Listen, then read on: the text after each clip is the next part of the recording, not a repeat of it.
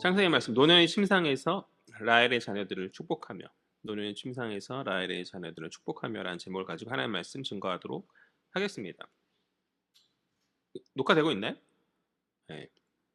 우린 계속해서 야곱의 축복에 대해서 살펴보고 있어요. 실제로는 축복이라기보다는 예언에 가까운 그런 내용이지만 어쨌든 이제 성경이 오늘 마지막 28절에서 보았듯이 축복이라고 이렇게 정의하고 있기 때문에 우리는 야곱의 축복이다, 야곱의 복이다라고 이야기해야겠죠. 먼저 지난 시간 이제 야곱의 첫 번째 부인 레아의 아들들에게 임한 그런 복의 내용들을 살펴보았고, 그 다음으로 레아와 라헬의 여종들이었던 야곱의 여종들이었고 야곱의 첩이었던 비라와 실바의 아들들에 관한 복의 내용들을 살펴보았는데, 그리고 오늘 이제 야곱의 찐사랑이자 둘째 부인이었던 라헬의 아들들에게 임한 그 복을 살펴봄으로써 야곱의 12아들에게 임하였던 모든 복을 다 정리하고 마무리하려고 하는 것이죠. 라헬에게는 두 명의 아들이 있었죠. 누구죠? 우리가 읽었듯이 요셉과 베냐민인 것이죠. 라헬은 야곱의 사랑을 많이 받았지만 그러나 오랜 불임으로 고생을 하였었어요. 우리가 이전에 보았던 창세기 스토리에서 그것을 살펴보았었는데, 그러나 하나님이 공률하신 은혜로 그녀가 이제 요셉을 잘 순산하게 되지 않습니까? 그러나 그럼에도 불구하고 이제 자신의 그 불임을 끝낸 하나님께서 자신에게 자녀를 더 요셉뿐 이 한 아이 태어난 아이뿐만 아니라 태어난 이 요셉뿐만 아니라 한 아이를 더 보내주시기를 그녀는 소망함 가운데 아들의 이름을 이제 더함이라는 뜻의 요셉이라고 지었던 것이죠. 두목이라는 뜻도 되지만 뭐 더함이라는 뜻도 되거든요. 후에 이제 그 기도가 응답되어서 이제 라헬이 둘째인 베냐민을 낳게 되는 것이죠. 뭐 안타깝게도 난상 끝에 그녀는 이제 죽게 되었지만 어쨌든 그녀의 소망은 그렇게 이루어지게 되었다. 그녀는 자신에게 고통을 주었었던 불임의 고통을 이겨내고 소망대로 두 명의 자녀인 요셉과 베냐민을 얻게 되는 것이죠. 그중 첫 번째 아들인 요셉에 대해서 먼저 살펴보려고 합니다. 사실 이 요셉의 복은 우리가 야곱의 축복이라는 찬양을 통해서 익숙한 그런 내용이에요. 이게 무슨 야곱의 축복이라고 해가지고 막 우리가 익숙하게 부르지만 이게 어디서 나온 건도 모르고 어떤 내용인지도 모르고 그냥 불렀을 확률이 많이 크다고 생각하는데, 우리 공동체 안에서 이제 교제하는 그런 시간 가운데 서로를 축복하는 축복의 도구로서 자주 이용하는, 당신은 사랑받기 위해 태어난 사람 다음으로 많이 우리가 애용하는 그런 찬양이 아니겠는가 싶은데, 우리가 이제 그 내용들 잘 이해하고 그 찬양을 축복의 귀한 도구로 불렀었는지 그냥 생각 없이 불렀었는지 이번 기회를 통해서 잘 살펴볼 수 있을 것 같습니다. 우리 22절 말씀 한번 읽어볼까요? 다 같이 읽겠습니다. 시작. 요셉은 무성한 가지 곧 샘 곁에 무성한 가지라 그 가지가 담을 넘었도다. 아멘. 앞서 야곱의 다른 자식들에게 임한 복을 이야기할 때 몇몇 아들들은 이제 동물의 모습을 이제 이미지화해서 그들에게 임한 복을 이야기했었다면, 요셉에게는 독특하게도 식물, 나무의 이미지를 이야기하면서 그 복을 이야기하고 있거든요. 뭐라 이야기합니까? 요셉은 무성한 가지다. 여기서의 가지는 이제 포도나무 가지를 말하는 것이죠. 무성한 포도나무 가지, 담장 넝쿨 이렇게 막 있는 그런 포도나무 가지를 이야기하는 것이죠. 그런데 그 가지가 샘 곁에 심긴 나무예요. 샘 곁에 심긴 나무이다. 샘 곁에 심겼다는 것은 무엇을 말합니까? 샘 곁에 심겼다라는 것은 충만한 공급이 끊이지 않는 어떠한 생명의 자리에 심겨져 있다라는 것이죠. 시편의 시냇가에 심은 나무와 같은 그러한 어떤 생명의 공급이 끊임없는 그런 생명의 자리에 온전히 심겨지는 그런 복을 이야기하고 있어요. 뿐만 아니라 그 가지가 담을 넘었다라고 이야기하고 있잖아요. 담을 넘는 것은 무엇을 말하는 것이죠? 그 생명력이 그 좋은 터에 한 자리에 머물러 있을 뿐만 아니라 확장되는 것을 말하는 것이죠. 즉 지경의 넓어짐을 이야기하는 것이다. 과거 요셉의 어머니 라헬이 불임으로 말미암아서 오랜 시간 고통을 겪었었잖아요. 그러나 이제 그의 아들 요셉의 후손 가운데서는 그러한 고통이 없을 거라는 것이죠. 그들은 라헬의 때와는 다르게 다산과 어떤 다산의 복, 그리고 생명력이 넘치는 은혜를 누리면서 마치 담을 넘은 가지처럼 그들의 지경은 넓어지고 확장되어질 것을 야곱은 그렇게 예언하고 있는 것이에요. 그러나 그러나 그 지경이 넓어지는 과정에서 외부의 시기와 공격으로 말미암아 그와 그의 자손들이 어려움이 있을 수도 있고 고통이 올 수도 있는 것이죠. 그렇지만 그러한 고통이 그들을 약하게 하거나 넘어뜨릴 수는 없다라는 것이에요. 우리 23절과 24절이 바로 그 내용을 말하고 있는데요. 23절, 24절 다 같이 읽겠습니다. 시작. 활 쏘는 자가 그를 학대하며 적개심을 가지고 그를 쏘았으나 요셉의 활은 도리어 굳세며 그의 팔은 힘이 있으니 이는 야곱의 전능자 이스라엘의 반석인 목자의 손을 힘입음이라. 아멘. 23절은 이제 요셉의 대적, 활 쏘는 자에 대해서 이야기하고 있는데 활 쏘는 자가 누군가라고 생각해 볼 필요가 있을 것 같아요. 활 쏘는 자가 누구인가? 이 활 쏘는 자가 과거 요셉을 시기하여서 공격했던 그런 형제들의 그 이야기를 말하는 것인가? 아니면 이제 이후에 요셉의 자손들을 공격할 이름 모를 누군가, 어떠한 대적을 이야기하는지는 정확히 확증할 수는 없을 것 같아요. 근데 저는 이제 중의적 의미로서 두 가지를 다 이야기한다고 그렇게 생각하거든요. 과거 요셉은 우리가 요셉 스토리를 쭉 오랜 시간 살펴보았지 않습니까? 과거 요셉은 형제들의 시기와 질투로 말미암아서 그들로부터 공격받고 애굽의 종으로 그렇게 집안에서 쫓겨나가게 되었었잖아요. 그러나 그러한 공격이 그런 활 쏘는 자와 같은 어떤 그러한 공격이 결코 요셉의 어떤 일으켜짐을 요셉의 성공을 막을 수 없었죠. 그와 마찬가지로 요셉의 후손인 그들 역시 그들의 인생 가운데서 그러한 대적의 공격이 있을 거라는 것이죠. 그러나 하나님 은혜 안에서 그들의 선조인 요셉이 도리어 굳세어지고 그렇게 세워졌듯이 후손인 그들 또한 그러할 것이고 도리어 단단하게 세워지는 은혜가 있게 될 것을 야곱은 그렇게 축복하고 있는 것이에요. 24절 하반절을 보면은요. 요셉의 가문을 시킬 하나님에 대해서 야곱이 표현하거든요. 전능자, 그리고 반석, 목자 이렇게 이야기하여 주고 있는데요. 이 세 가지 하나님의 이미지는 야곱의 인생 가운데서 그가 경험했던 하나님의 그 모습들을 추억하면서 동일하게 그의 아들 요셉에게 그러한 은혜가 임할 것을 소망한 가운데 그가 복을 전하는 것이거든요. 먼저 전능자는 무엇을 뜻하는가? 전능자는 구원의 하나님을 이야기하는 것이. 전능자가 무엇이라고요? 구원의 하나님, 건지시는 하나님, 그것을 이야기하는 것인데 야곱의 인생에 있어서 몇 번의 목숨이 위태로웠던 위기가 있었었죠. 그때마다 전능자이신 하나님께서 간섭하여 주시지 않았습니까? 에서의 어떠한 위협 앞에서 하나님 지켜주셨고 또 라반의 그런 로부터 쫓긴 가운데서 하나님 지켜주셨었고 그러한 하나님이 간섭하심으로 말미암아서 그는 생명을 보존하였고 지금 자신의 수명이 거의 다할 때까지 천수를 누리다가 오늘 자식들에게 복을 주는 자리까지 무사히 임할 수 있었던 것 아니라는 것이죠. 그러한 구원의 하나님이 요셉과 그의 후손들에게 그런 전능자의 하나님, 구원의 하나님이 요셉과 그의 후손들에게 동일하게 임할 것을 야곱은 그들에게 축복하고 요셉에게 축복하고 있다. 그 다음으로 그는 반석이신 하나님을 이야기하였어요. 보통 성경에서 반석이라고 할 때 견고함 위에 세워짐을 말하거든요. 반석 위에 세운 교회라는 우리가 익숙한 문구가 있잖아요. 반석 위에 세운 교회라는 말에서 우리는 그 보편적 이미지를 생각할 수 있는데 그러나 여기서 견고함 위에 세워진 무언가라기보다는 야곱의 인생 가운데 하나님과 약속하면서 세운 그 돌을 이야기하는 것 같아요. 그러니까 한글 성경에서는 반석이라고 되어 있지만 원어를 보면 이제 에벤이란 그러니까 에벤은 돌이라는 뜻이거든요. 그러니까 돌이라는 것인데 그렇다면 야곱이 세운 돌은 무엇인가? 그러니까 베델에서 세운 그 돌제단을 야곱이 쌓지 않았습니까? 이는 야곱 신앙 여정에 있어서의 이정표인 거죠. 그가 형 에서를 피해서 이제 고향 땅 가나안을 떠나서 삼촌 라반의 집으로 갈 때 기억하시나요?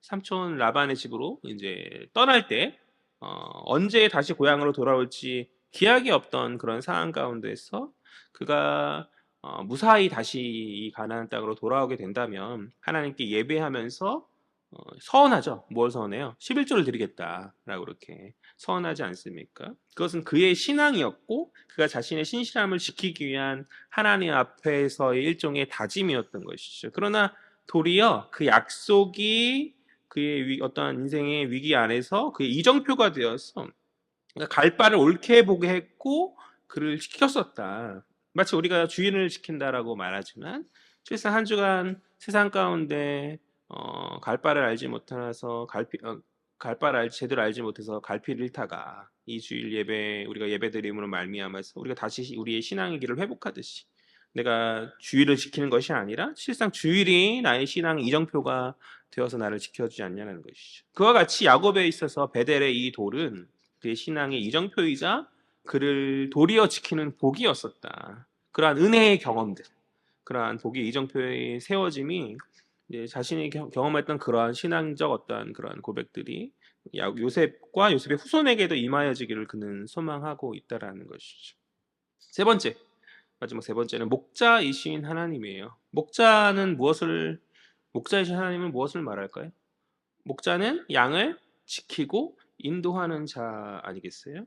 하나님께서는 굴곡 많은 그의 인생을 지키셨고 또 인도하신 것이죠.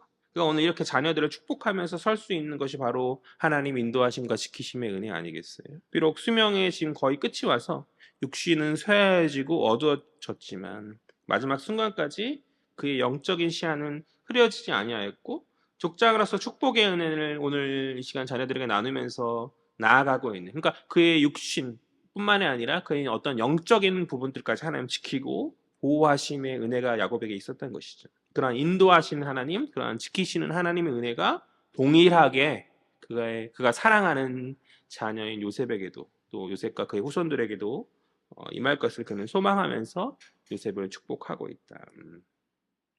야곱이 많이 사랑했던 것 같아요, 요셉을. 그래서 많은 분량을 할애해서 이야기하고 있는데 25절에서도 계속해서 그 복의 이야기가 이어지고 있는 것이죠.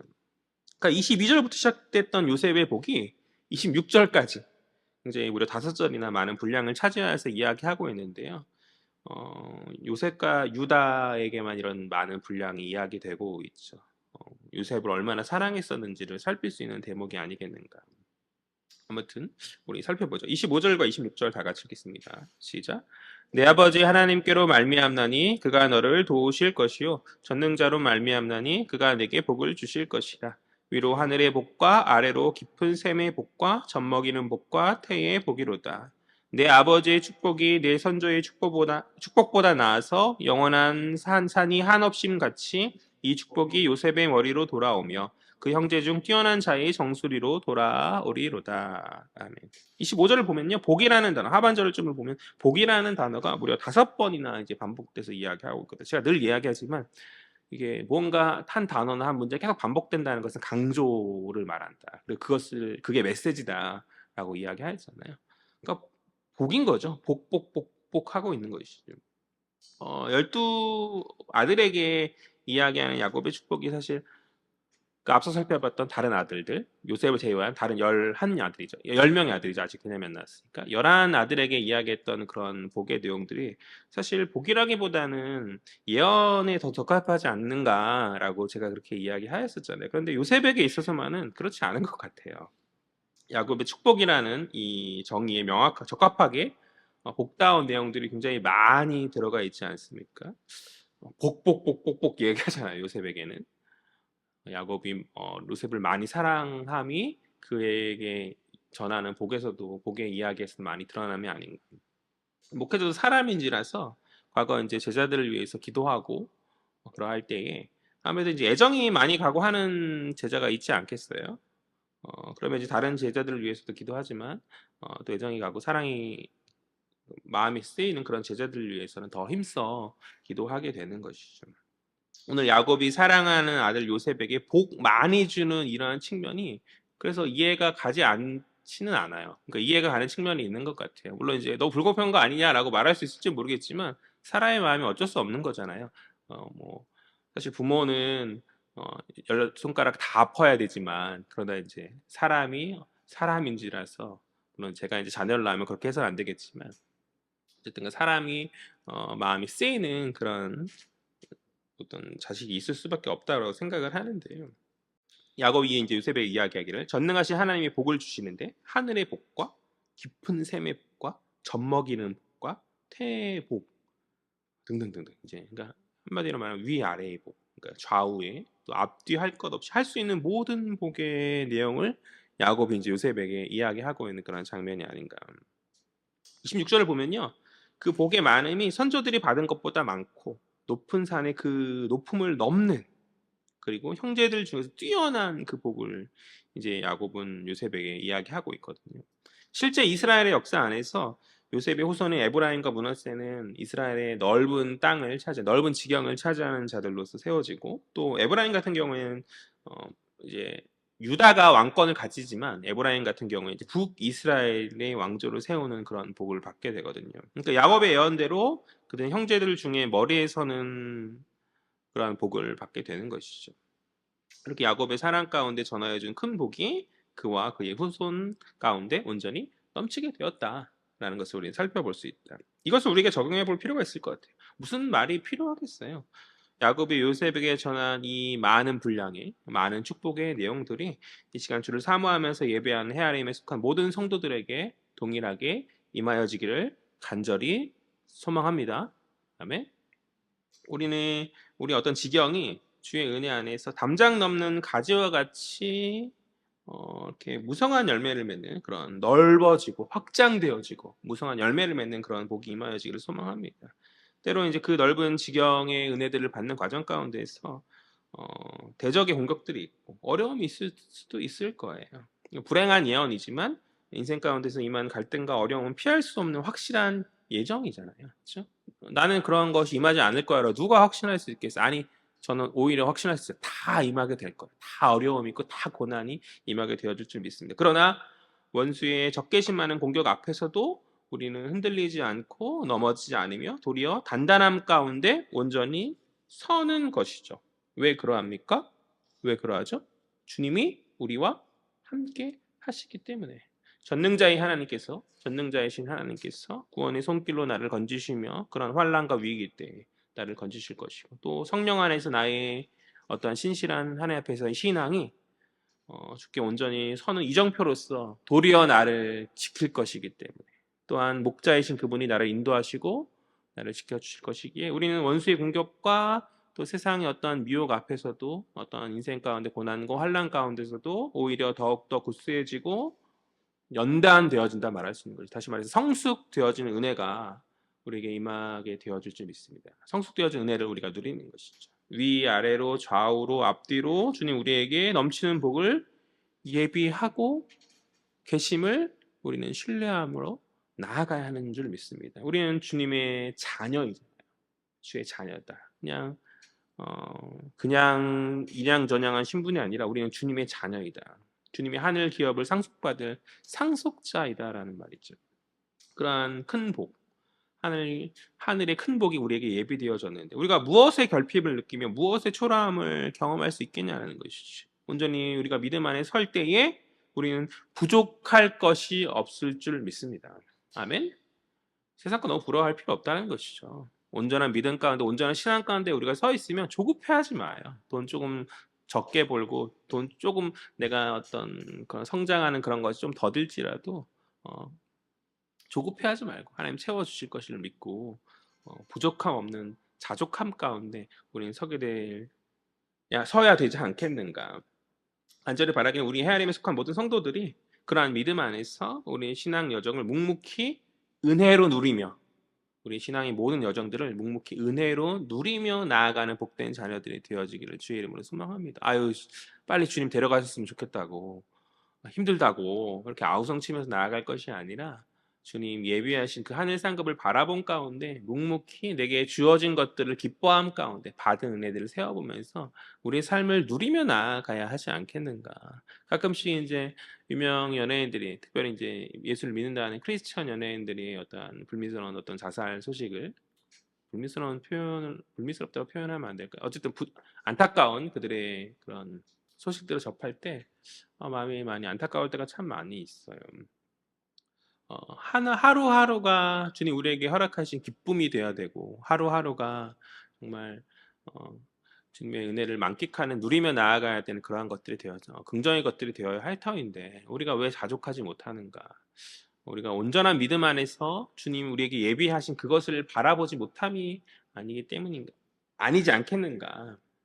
우리가 온전한 믿음 안에서 세상 가운데 내가 갖지 못한 무언것에 결핍을 느끼고 어떤 사람들의 잘됨에 초라함을 느끼면서 나아갈 것이 아니라 하나님 내게 주신 것들을 세워보며 또 내게 예비하신 것들을 바라보며 우리가 은혜 안에서 하루하루를 누리며 설 수 있는 복의 자녀들이 되어야 한다. 아무튼 이제 라헬의 두 번째 아들인 베냐민에게 임한 복을 살펴보려고 해요. 우리 27절 말씀. 야곱은 많았는데 베냐민은 딱 한 절이죠. 다 같이 읽겠습니다. 시작.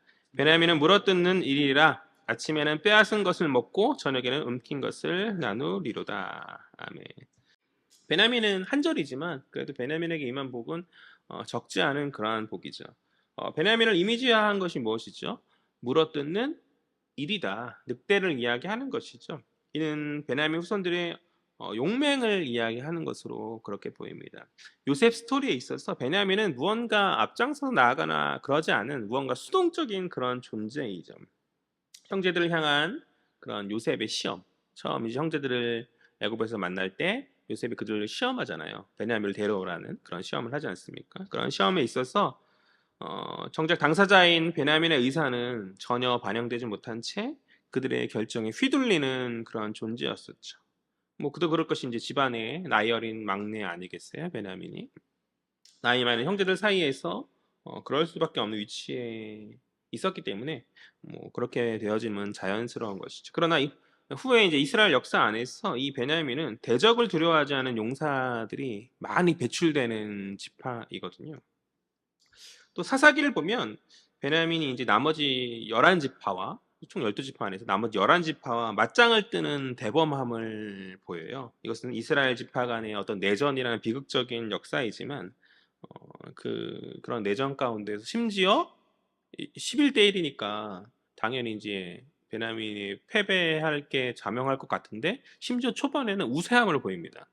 이기거든요. 그러니까 결국 이제 뭐 패배해야 해서 그 덕에 이제 지파가 절멸될 그런 400만 개 다 죽고 남자 400명밖에 남지 않게 되거든요. 그런 위기에 처해지긴 하지만 어쨌든 간에 야곱이 말했던 물어뜯는 일이라고 말하기 그렇게 칭하기에 부족함 없는 용맹을 그들이 보였음을 그것을 통해서 우리는 살펴볼 수 있다라는 것이죠. 또 이스라엘의 초대 왕이 누구죠? 사울이잖아요. 사울이 어느 지파 출신인가? 베냐민 지파 출신이거든요. 그런 면에서 이제 야곱이 복이 베냐민 지파에 온전히 잘 구현되고 있는 것 같아요. 이스라엘 역사 안에서 잘 구현되고 있는 것 같아요. 그들은 용맹함으로 아침에 사냥한 것을 먹고 밤에는 이제 배부른 가운데 움킨 것을 주변의 다른 지파들에게 나눌 정도의 복을 누리는 자로서 이스라엘 역사 안에 그렇게 설 것이고 실제로 사사기의 11지파와 베냐민 지파 사이의 내전 이후에 베냐민 지파는 굉장한 부유한 가문으로 세워져요.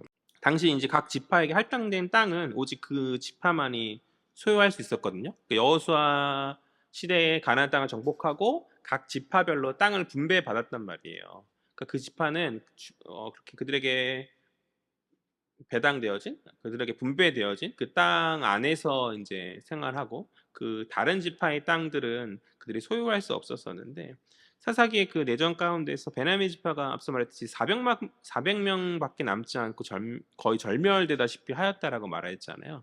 근데 이제 이 400명을 가지고 베냐민 지파를 다시 살려내는 그런 상황 가운데 이제 놓여지게 되는데 그러면 생각해 보세요. 그 남은 400명의 사람들이 베냐민 지파의 남은 땅을 이제 서로 나눠 가져야 되지 않겠어요? 다른 지파가 베냐민에 와서 그 땅을 소유할 수 없으니 그 이제 400명이 베냐민의 그 남은 땅을 베냐민 지파에게 할당된 그 남은 땅을 이렇게 나누는 가운데 그러니까 사무엘상 때의 베냐민 지파는 하나하나가 베냐민 지파라 말하는 사람들은 하나하나가 부유한 사람일 수밖에 없는 거죠. 그렇죠? 그러니까 이제 왕의 가문이 아마 베냐민에서 먼저 나오지 않았겠는가 그렇게 생각이 들어지는데요. 아무튼 비록 그것이 이제 내전으로 인해서 비극적인 어떤 그 상황 가운데서 이제 벌어진 것이지만 야곱의 예언처럼 그들은 자신의 것을 상당수 나눌 수 있을 만큼의 부유한 지파로 그렇게 서게 되어진다는 것이죠. 이것을 이 베냐민에게 임한 복을 우리에게 적용해 보죠. 베냐민에게 임한 그 용맹함, 그 담대함의 복이 우리의 신앙 여정 가운데서 임하여지기를 간절히 소망합니다. 아멘. 그런 담대함의 복이 우리 소심한 사람들 많이 있잖아요. 용맹스러운 담대함의 복이 우리들 가운데서 많이 임하여지기를 간절히 소망해요. 이게 기질대로 하나님 쓰시지만 자기의 어떤 연약한 기질들을 항상 하나님께서 내버려 두게 하지 않으시거든요. 그 기질들을 하나님 변화시켜서 사용하세요. 그 기질들을. 우리 어떤 소심함과 우리 연약함이 있었다라고 한다면 대범함의 사람으로 하나님 바꾸어 주셔서 사용하여 주실 것인데 베냐민을 그렇게 담대하게 세우신 것처럼 우리 신앙 여정 안에서 우리의 모습들이 이런 담대함으로 나아갈 수 있는 세상 가운데 두려움 없이 나아갈 수 있는 저와 여러분 되었으면 좋겠어요. 그러나 이제 그들의 그러한 용맹함이 이스라엘 역사 안에서 자기 주장의 도구로 사용되어질 때 그들은 패배를 경험하고 절멸의 위기를 겪죠. 그렇지만 그와 같음이 아니라 우리에게 허락한 어떤 용맹함과 담대함을 자기 주장이 아닌 주의 복을 위해서 사용하게 되어질 때 우리는 우리가 소유한 은혜의 복을 이웃과 나누는 어떤 복의 통로의 사명을 온전히 감당하는 자로 세워지게 될 줄 그렇게 믿습니다. 그러니까 베냐민이 자신의 것들을 나눌 풍요와 여유를 가진 것처럼 우리 인생도 우리의 것들을 아낌없이 나누는 여유와 어떤 그런 것들을 가진 복의 사람들이, 복의 통로의 사람들이 되었으면 좋겠어요. 하나님부터 받은 것이 참 많이 있는데, 받은 은혜와 사랑들이 참 많이 있는데 자기 주장함으로 인해서 그러한 받은 복을 우리 안에 고이게 하고 머물러 있게 할 것이 아니라 사명자로서 그 복을 전하고 이웃을 섬기고 그들을 위해서 헌신하며 나아갈 때 주님 우리의 모습을 기뻐하시면서 하나님 은혜와 복을 채워주시지 않겠는가. 간절히 바라기에 우리 하나님의 모든 성도들이 그렇게 이웃을 섬기며 나눌 수 있는 복된 지체들 되어지기를 간절히 소망합니다. 이제 마지막 구절이죠. 우리 28절 말씀 볼까요? 다 같이요. 시작. 이들은 이스라엘의 12지파라 이와 같이 그들의 아버지가 그들에게 말하고 그들에게 축복하였으니 곧 그들 각 사람의 분량대로 축복하였더라. 아멘. 18절 하반절에서 이야기하고 우리가 또 앞서 이제 여러 아들들의 축복의 내용을 통해서 살펴보았듯이 각자의 다른 분량의 복이 있었다. 각자 복의 분량들이 있었다라는 것이죠. 많은 자가 있고 적은 자가 있으나 그것은 하나님의 섭리의 어떤 주권 가운데 속한 것이기 때문에 우리는 순종할 뿐인 것이죠. 또 이제 적은 자라고 말하지만 그것은 상대적인 것이고 그들 모두 이스라엘의 한 지파로서 이스라엘 민족의 중요한 위치와 넘치는 복을 받는 자들이 아닐 수 없는 것이죠. 공동체 안에 있어서 주님 우리에게 주신 사명과 어떤 복의 분량들은 다 달라요. 다 똑같았으면 참 좋겠다 생각하지만 다 다르고 오히려 그것이 더 복일 수 있다고 생각하거든요. 누군가는 앞에서 사람들이 많은 칭찬을 받으면서 많은 일들을 감당하는 것이죠. 또 누군가는 이름도 없이 빛도 없이 교회 한 부분을 감당하면서 조금 조용하게 그렇게 섬기는 것이죠. 저는 그러한 모습들을 이렇게 판단하고 뭐 옳고 그름을 나누고 차등을 나누어서 살필 필요가 없다라고 생각. 사람들은 흔히 그렇게 생각하거든요. 또 그렇게 생각하지 않는다라고 말은 할지 모르겠지만 머릿속으로는 은연중에 그렇게 생각하고는 하거든요. 그렇게 생각 안 했으면 좋겠어요. 각자의 분량이 있고 자신에게 주어진 그 역량대로 우리는 그냥 묵묵히 우리의 중심을 다해서 또 최선을 다해서 섬길 뿐인 거죠. 그건 목사도 마찬가지죠. 어느 목사는 대형교회를 섬기고 어느 목사는 뭐 중앙교회를 섬기고 어느 교회 목사는 작은 기척교회를 섬기고 뭐 그럴 수 있는 거죠. 그 위치가 뭐 그것이 뭐 위치라고 말할 수 있겠어요? 그것이 뭐 중요하겠어요. 각자의 자리에서 주님 주신 은혜들을 누리며 중심으로 섬기고 성도들을 사랑하여 섬기고 최선을 다할 뿐인 것이죠. 마지막 주님 만날 그날에 너가 작은 교회를 섬겼다라고 주님 뭐라 하시겠어요? 너 왜 이렇게 조그만 교회 섬겼냐? 좀 큰 교회 좀 섬기지. 이렇게 또 큰 교회 섬겼다고 넌 대단하다 이렇게 말씀하시겠어요? 그렇지 않을 것 같아요. 그냥 주어진 자리에서 중심으로 나아가는 것. 중심으로.